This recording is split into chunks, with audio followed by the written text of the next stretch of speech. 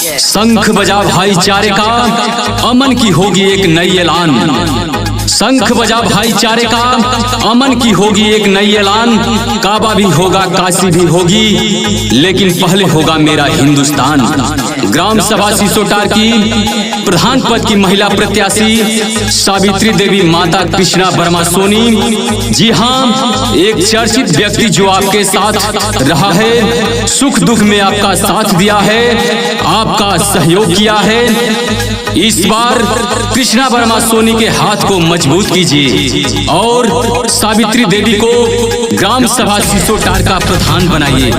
जी हाँ, आप सभी सम्मानित जनता से अपील है कि ग्राम सभा सिसोटार की कर्मठ सुयोग्य जुझारू महिला प्रत्याशी सावित्री देवी को अपना बहुमूल्य वोट देकर भारी से भारी मतों से विजयी बनाएं। कर्मठ सुयोग्य जुझारू बाड़े सबसे अच्छा, चाची तनी ध्यान दे, बाड़े सबसे अच्छा।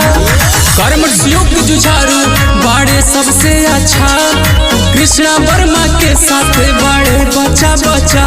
इनकी जानत पूरा मोहल्ला बाटे, इनके जानत पूरा मोहल्ला बाटे। प्रत्याशी लोग के भले कितनो धाका बाटे, प्रत्याशी लोग के भले कितनो धाका बाटे। सावित्री देवी के कृष्णा सोनी के जीत अब की पक्का बाटे, सावित्री देवी के जीत अब की पक्का बाटे। ग्राम पंचायत, क्षेत्र पंचायत, इस सब नेता लोग के कार्यकर्ता लोग के चुनाव होला और एहू में जौन बड़का नेता लोग परिवारवाद करे तो सब छोटका नेता कहाँ जाइए। ऐसे परिवारवाद के हटाई सके और आने वाला युवा पीढ़ी के बर्बाद भइला से बचाई सके। आगे बढ़ाई विजयी बनाई, निमन बाई के बिचरवानु हो, चरवानु हो, चरवानु हो। ए चाचा सुनी, ए चाची सुनी, धदीना सर पे आचरवानु हो। नेता ना पूछे राउर बेटा होवे, जनता के पूरा चहेता होवे। सभी को होत भैया भाभी काका बाड़े, सभी को होत भैया भाभी काका बाड़े। प्रत्याशी लोग के भले कितनो धाका बाटे, प्रत्याशी लोग के भले कितनो धाका बाटे। सावित्री देवी के कृष्णा सोनी के जीत अब की पक्का बाटे, सावित्री देवी के जीत अब की पक्का बाटे।